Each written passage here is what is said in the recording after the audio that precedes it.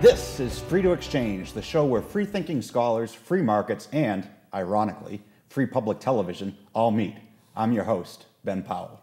On today's show, we're talking economic development.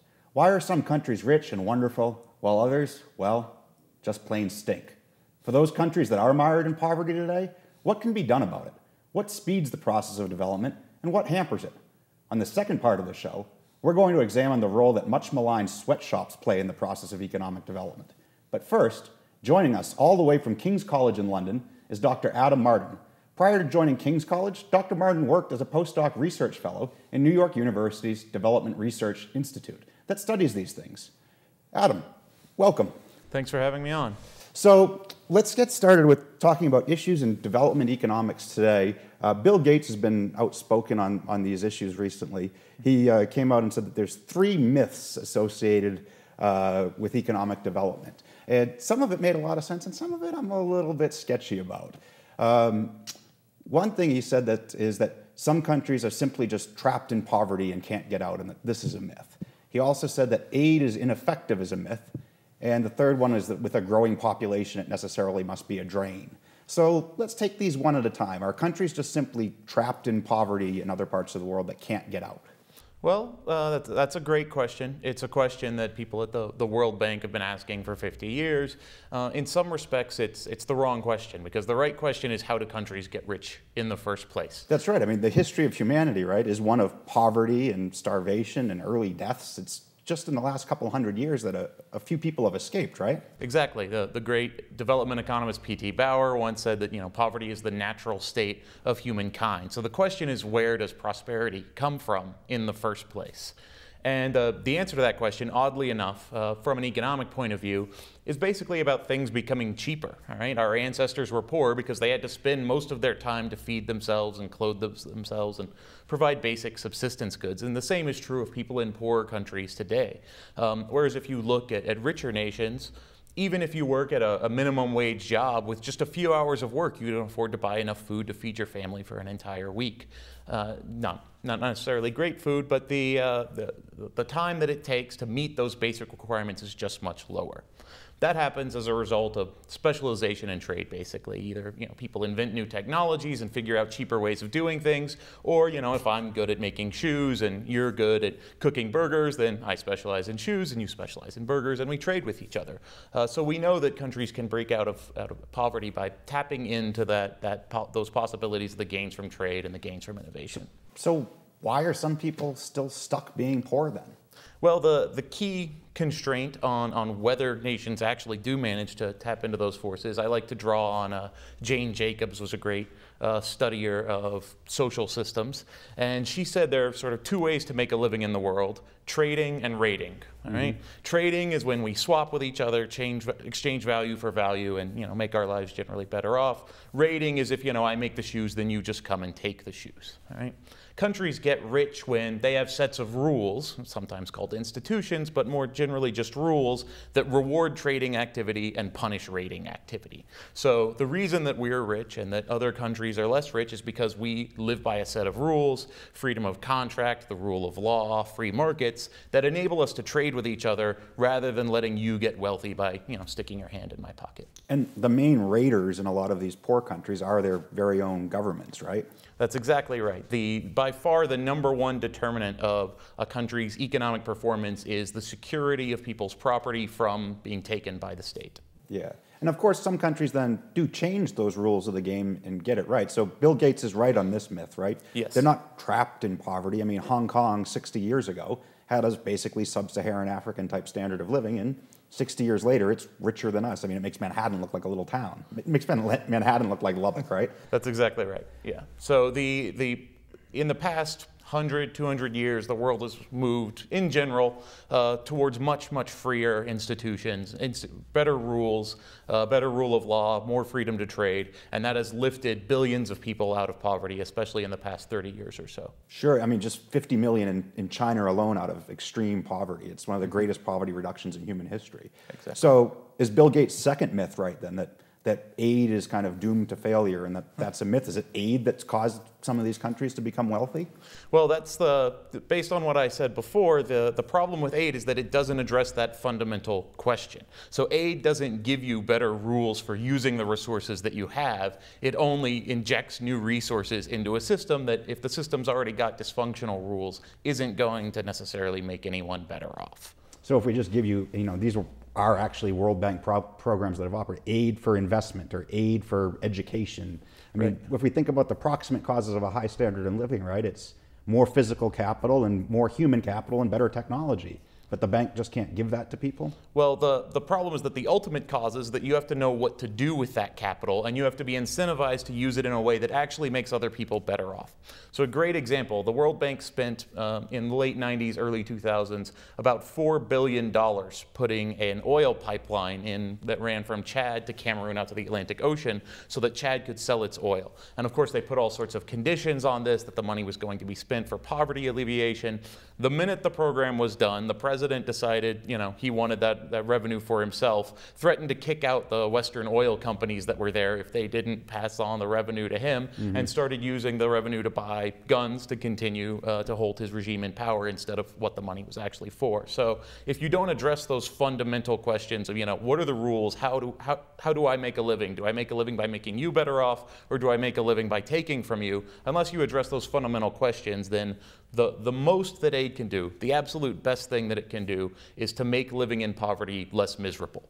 And that's something that's very much worth doing, but that's not the economic problem. That's not dealing with the question of how do we actually create wealth and make society prosperous as a whole. Right, so things like medical aid or something like that, it would be more effective than development aid. Exactly. We shouldn't expect those types of aid, malaria nets, things like that. We shouldn't really expect them to cause a country to go from having a really low GDP to having a high GDP to having a lot of wealth. It might still be worth doing for its own sake. If you save a few lives, that's absolutely a worthwhile endeavor.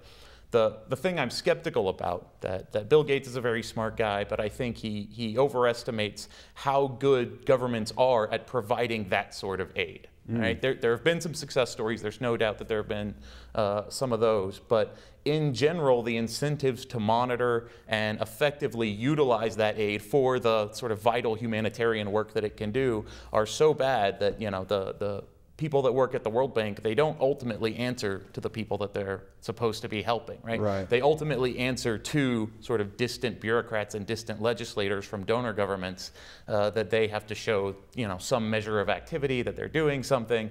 And on the whole, that system has largely failed to produce results, even in very simple matters. Sure. I mean, and some of it's the governments that they deal with, right? There was one time I looked up, USA Today published a list of the 20 worst dictators in the world. Exactly 19 right. of them received USAID aid, and all 20 got OECD aid. That's right. So between the late 1960s, when Gaddafi took power in Libya, right, Gaddafi, the great villain of the past few years, the United States gave him over $170 million in aid. Robert Mugabe has gotten over $6 billion since 1980.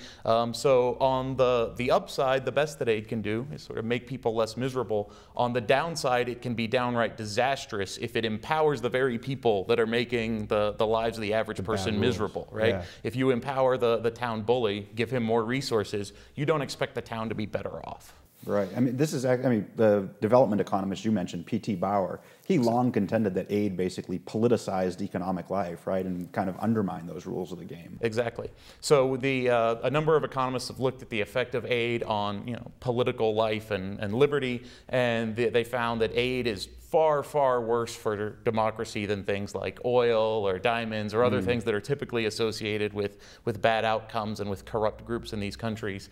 Foreign aid's effects just vastly outweigh the effects of those sorts of resources in propping up dysfunctional systems and propping up corrupt bureaucrats, corrupt judges, which are the very things that are holding these societies back. Sure. So we just have a few minutes left here. How about Bill Gates' third myth? Is he right on that one? If population growth continues to be high, that's necessarily going to impoverish them and be a drain on development?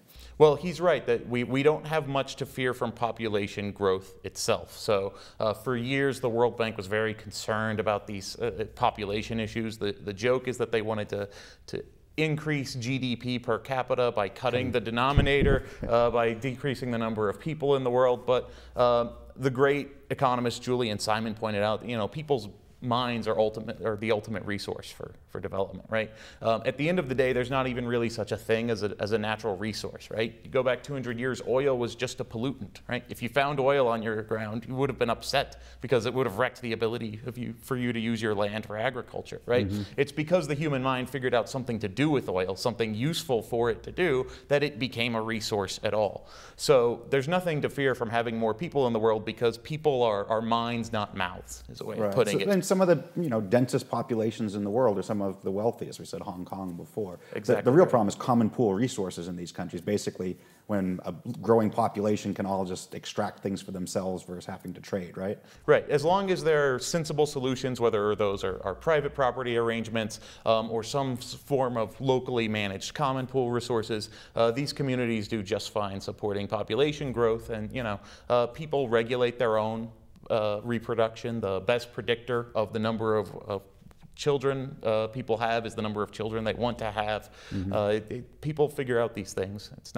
It's the concern that people are just going to drain resources ignores the fact that ultimately human beings are the ones who create value and are the ones that manage to produce things in the first place. So on the scorecard, Gates is 2 for 3 in his comments. 2 for 3 is not bad. 2 for 3 is not too shabby. Better than a lot of economists, maybe. That's correct. It's certainly a lot of performers. Now, one has recently changed his tune, so to speak.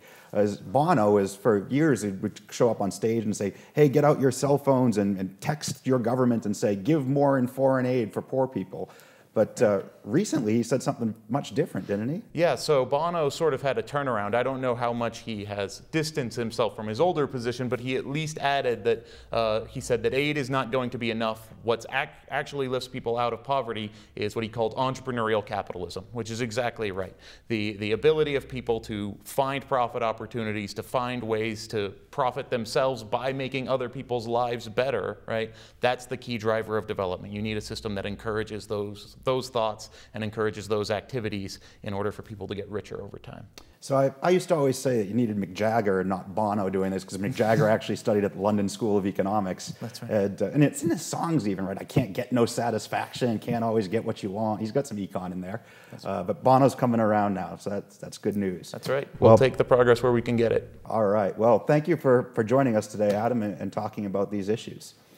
Don't go anywhere. We're shaking things up for the second half of the show. I'm temporarily firing myself as host, but only so I can talk Sweatshops as a guest. Stick around.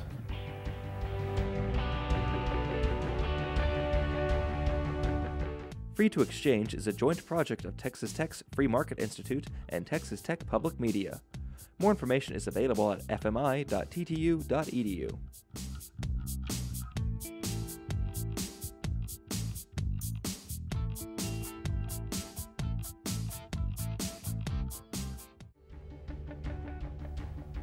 Welcome back. With us now is Dr. David Perlmutter.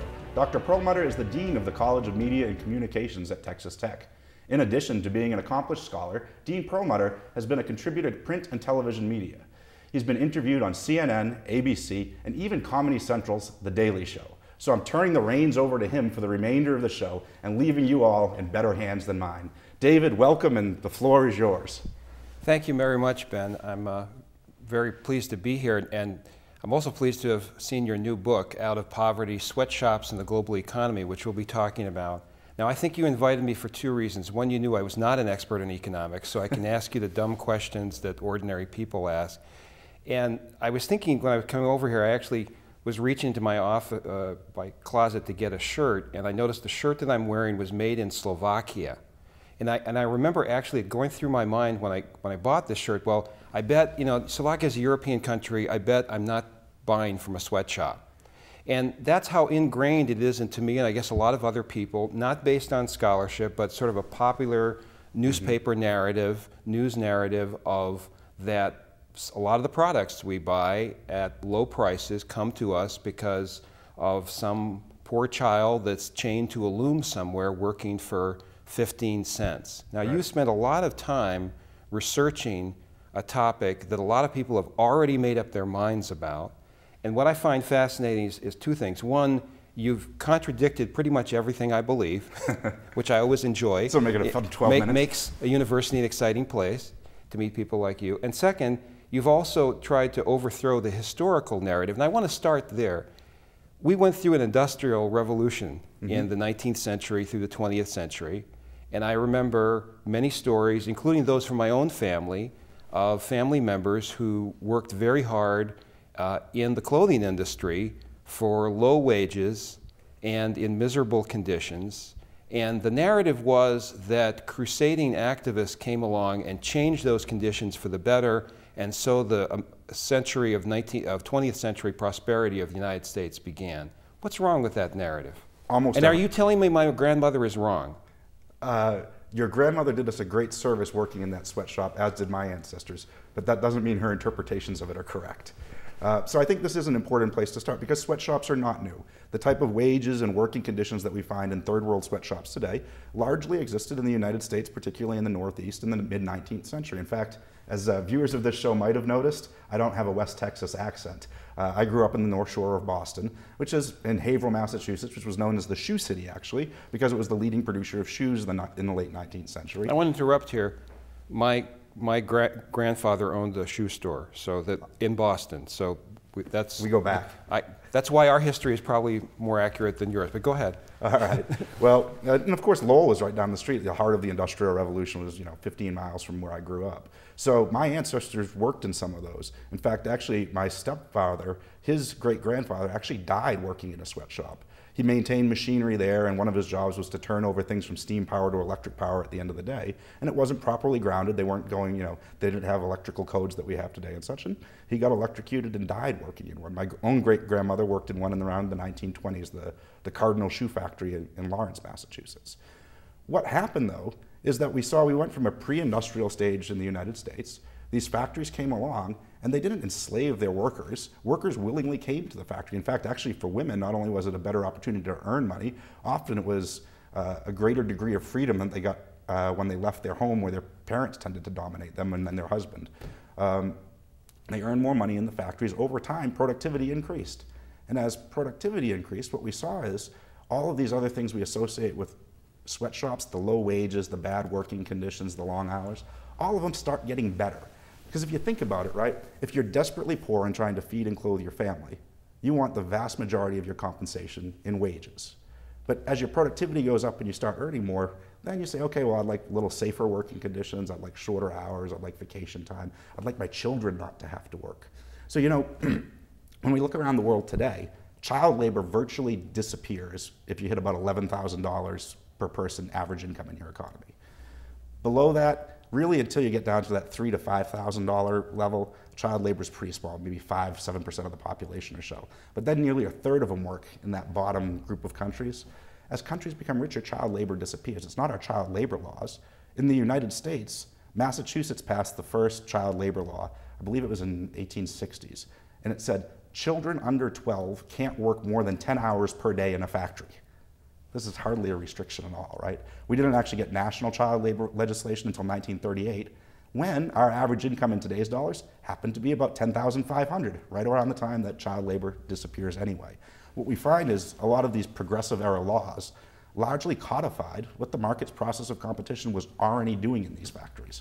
And that's a lesson that's important for poorer countries today.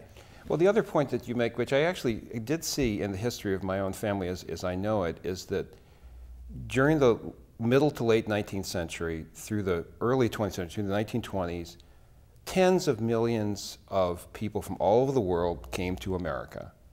And America was the promised land of opportunity.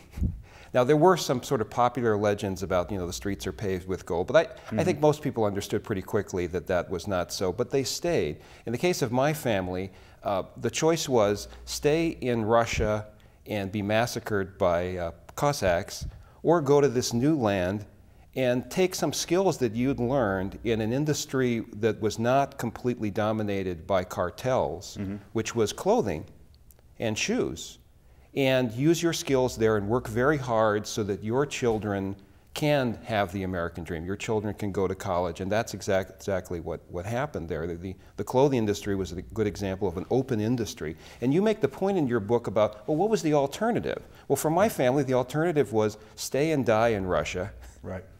Or tried there were no other jobs that were there. It wasn't like they just could show up at Ellis Island day one and say, give me a high-paying middle-class job at a law firm or at an insurance company. This is an important point. Economics puts limits on our utopias. Of course, we all want to see these people have better lives, have better paying jobs, have safer jobs. The question is, what are achievable alternatives and what are their real-world alternatives? For most of them, the choice isn't as dire as what your family faced to be killed by a Russian leader, but it is abject poverty, and these sweatshops are kind of like the first rung on the ladder of economic development and gets them a hand up and begins this process.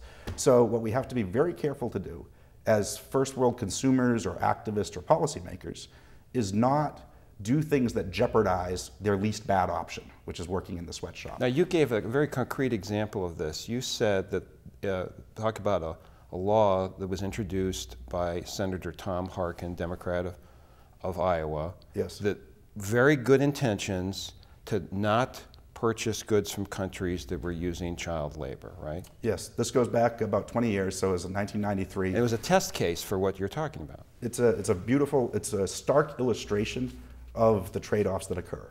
He said, listen, clothes coming in from Bangladesh are made with child labor. We should ban imports from Bangladesh. The bill actually never became law, but while it was being debated, the factories that were in Bangladesh, and this is Oxfam, the British charity who runs around, who did the report on this, found that the factories laid off lots of child workers, and those child workers became prostitutes or starved. Clearly, this is worse than families didn't have a choice, like, okay, if the child does not work in a factory, we'll put them in a prep school and send them to Oxford. No, a cozy middle-class education wasn't the alternative. They were desperately poor. They needed to eat. You took away the factory option. Some of them became prostitutes. So Tom Harkin is essentially a great big pimp via international trade policy. Now, most times, the situation is not quite that stark, but it's still the case that when we rebel against products made with child labor, it's mainly manufacturing products. But when we look at countries where sweatshops locate, the vast majority of children don't work in manufacturing. They work in agriculture, subsistence agriculture, or household services, both places that pay a lot less than manufacturing. And in the case of agriculture, rates of injury to children are actually higher than when they're in the factory. So when we stop buying their factory products, these children don't just go to school, they end up going to less productive sectors of their economy that are sometimes more dangerous. Well, I'll defend Tom Harkin's intentions there, but I do want to ask, you also talked about case studies, and I found this interesting because of some research I've done on the history of Taiwan. And Taiwan, once upon a time, it's hard to remember that now when it's full-fledged one of the Asian tigers, miracle economy. South Korea, once again. Once upon a time, Americans old enough to remember the Korean War, remember when South Korea was a direly poor country. Now they are leading the world economies in growth, in good benefits for their populations, in jobs. How did they make that transition from sweatshops to leading the world in electronics and manufacturing? Yeah, you're absolutely right. So in 1950, right, if we were going to make a list of the sweatshop countries, it's Taiwan, Hong Kong, South Korea, Singapore. All of them had per capita incomes of probably under $2,000 at the time. So they were the desperately poor countries. Unlike Britain and the United States, where it took 100, 150 years, depending when we want to date the start of the Industrial Revolution to post sweatshops. For them, it was a generation and a half. By the mid-1970s, they were already out of the sweatshop stage. And today, I mean, places like Hong Kong make New York skyline look like Lubbock skyline, right? Hong Kong's just amazing. So they've done it much quicker because the world had so much more capital and technology. What's the common theme of those countries that we just listed? While they started off very poor, they put in sound institutions that protected economic freedom, private property rights, and gave their subjects freedom to trade. And as a result, capital flowed in, technology flowed in, and they grew much faster than what Britain or the United States was able to do. So they're a perfect illustration of how this process of development works. Sweatshops are the least bad options for workers currently, but if you get your institutions right, the upshot is they're also part of the very process that leads to higher standards of living. Some people misconstrue this whole process and say, it's a race to the bottom. These companies are just running out of countries and going down to the poorest country. Well, it's implying like they went in and they pillaged Hong Kong and left it poor. No, they found a poor place. As the workers got more productive, it no longer made sense to use them in textiles because they should be in a more productive, more remunerative industry. So then they went to a poorer country again. It's bringing everybody up. We have like 30 seconds left. If you had to tell somebody some advice about being an activist, what one thing should an ordinary person do to actually help these people? Quit being an anti-sweatshop activist, and if you're serious about helping poorer people in other parts of the world, become a pro-migration advocate. Because when they can move, when a Haitian worker who works in a sweatshop in Haiti moves to the United States, his productivity goes up by many orders of magnitude higher than what you could ever hope to accomplish with any of your policies in Haiti. Okay, thank you, Ben. I think that's going to get a lot of mail on this show. Appreciate you asking me to here today. All right, well, thank you for hosting. Usually I would end the show with a quick wrap-up of my take, but this was a little bit of an odd show since I just got to do that for basically 12 minutes. So we're not going to do that today. Instead, I'll just see you next time. Thanks for watching.